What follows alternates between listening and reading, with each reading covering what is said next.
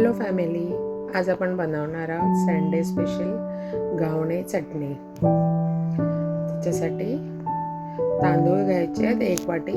रात्री तांदूळ स्वच्छ धुवून भिजवून ठेवायचे आणि सकाळी मिक्सरला थोडं पाणी आणि थोडं मीठ टाकून वाटून घ्यायचे। थोडंसंच पाणी टाकायचं आधी, नंतर मग वरून पाणी टाकायचं। असं एकदम बारीक वाटून घ्यायचं।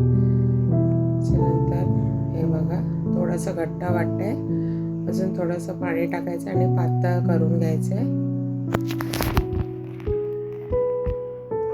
जास्त पण पातळ नाही करायचं, असं तुम्ही चमच्याला असं पातळ लेअर येईल असं पातळ करायचं।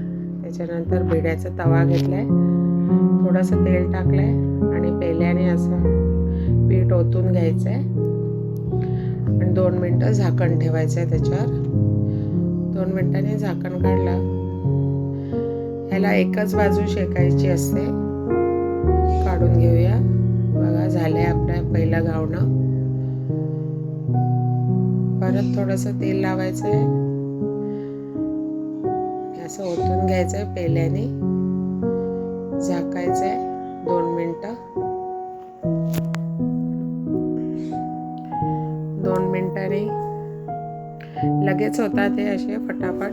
गॅस मीडियम करून ठेवायचं आहे, अगदी फास्ट पण नाही आणि एकदम स्लो पण नाही।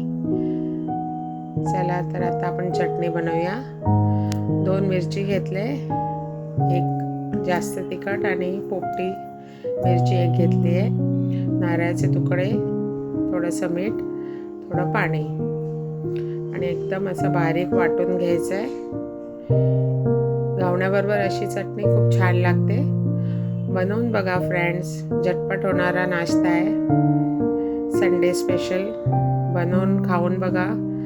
माझ्या चॅनलला सबस्क्राईब केलं नसेल तर सबस्क्राईब करा, जास्तीत जास्त शेअर करा। बाय।